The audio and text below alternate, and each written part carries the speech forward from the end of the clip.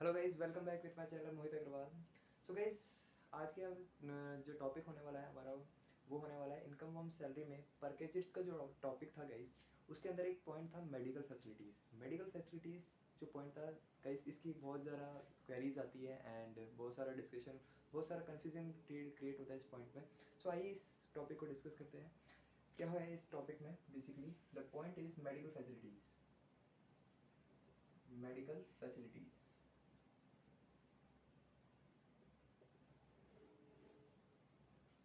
Guys, जब भी एक एम्प्लॉयर अपने एम्प्लॉय को मेडिकल फैसिलिटीज़ देता है, मेडिकल फैसिलिटीज़ देता है, पैकेजेस प्रोवाइड करता है इसके अंदर। सो इन दैट केस दो टाइप्स की वो पैकेजेस प्रोवाइड करता है। बेसिकली मेडिकल फैसिलिटीज़ दो तरीके से हो सकती है आपकी। पहली इन इंडिया और सेकंड इज और outside India.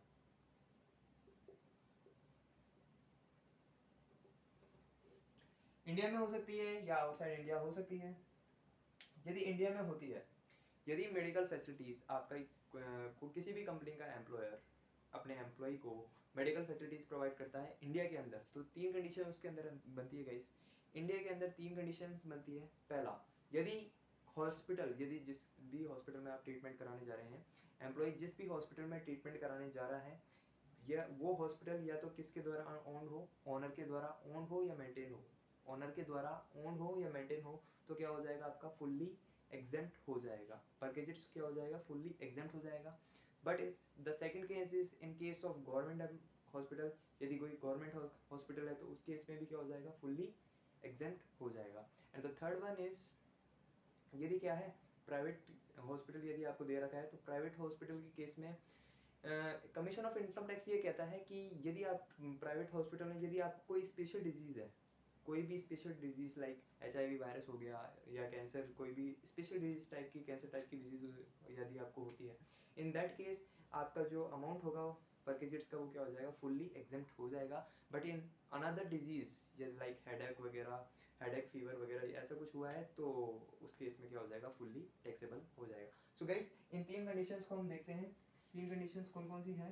Basically the first condition is the hospital is owned or maintained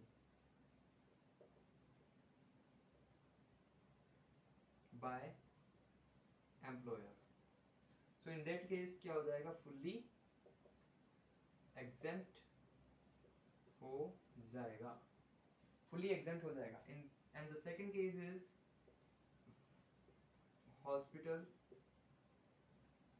in case of government hospital, sorry,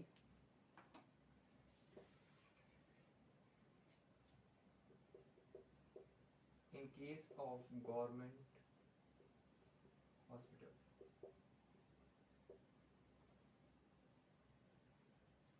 in case of government hospital, government तो हम पैसे नहीं लगते, हम गवर्नमेंट में पैसे क्यों दें भाई साहब? इसके अंदर भी क्या हो जाएगा? फुल्ली एग्जेम्प्ट हो जाएगा, फुली एग्जेम्प्ट हो जाएगा। And the third one is, यदि प्राइवेट हॉस्पिटल यदि आपको दे रखा है, प्राइवेट हॉस्पिटल के केस में दो कंडीशन यदि बनती है। यदि आपको कोई स्पेशल डिजीज है, in that case commission of income tax आपको ये अलाउ करता है। यदि आपको कोई स्पेशल डिजीज है such like cancer, HIV virus और अदर डिजीज जो भी स्पेशलाइज है, तो इन दैट केस क्या हो जाएगा? आपका परकेजेट्स एग्जेम्प्ट हो जाएगा। बट एनी अदर डिजीज यदि आपको है, तो वो क्या हो जाएगा? फुल्ली टैक्सेबल हो जाएगा। इन दैट केस यदि कोई स्पेशल डिजीज आपको दे रखी है,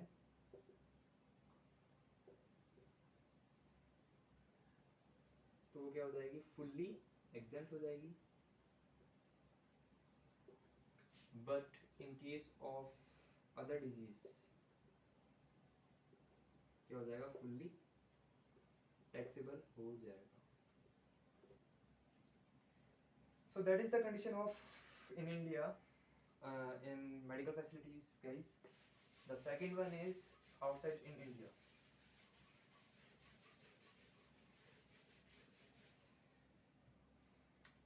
guys, second कंडीशन आती है हमारी आउटसाइड इंडिया की।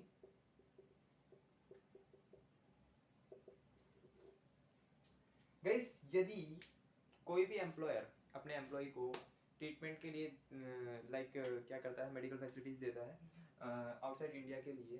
सो गाइस आप बेसिकली देख सकते हैं कि कौन कौन से मेजर जो एक्सपेंसेस है वो ओकर होंगे जब हम क्या करेंगे, आउटसाइड इंडिया अपना ट्रीटमेंट कराने जाएंगे। गाइस वीडियो को पॉज कीजिए और पॉज करके कमेंट सेक्शन में आप डालिएगा कि कौन कौन से बेसिक ऐसे एक्सपेंसेस होंगे जो आउटसाइड इंडिया एक एम्प्लॉय के क्या होंगे, एक्सपेंसेस ट्रीटेड होंगे। सो गाइस कौन कौन से होंगे, अब मैं आपको बता देता हूँ कि कौन कौन से एक्सपेंसेस होने वाले हैं। गाइस आप आउटसाइड इंडिया जाते हैं तो पहला खर्चा होगा आपका, आपका जो भी ट्रीटमेंट है उसका खर्चा हो जाएगा, ट्रीटमेंट एक्सपेंस, ट्रीटमेंट एक्सपेंस हो जाएगा। अभी अब जब आप आउटसाइड इंडिया जा रहे हैं तो इस केस में सेकंड कंडीशन आपका वहाँ रुकने का खर्चा, स्टेइंग एक्सपेंसेस हो जाएंगे आपके।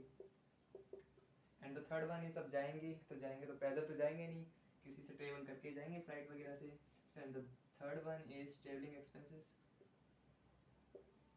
ट्रेवलिंग एक्सपेंसेस भी आपको बेसिकली अकर करेगा। सो तीन ये ऐसे मेजर खर्चे आपके ट्रीट होंगे गाइस मेडिकल फैसिलिटीज के अंदर, यदि आप अपना कोई ट्रीटमेंट आउटसाइड इंडिया करवाने जा रहे हैं in case. So the condition is treatment expenses, staying expenses and the travelling expenses.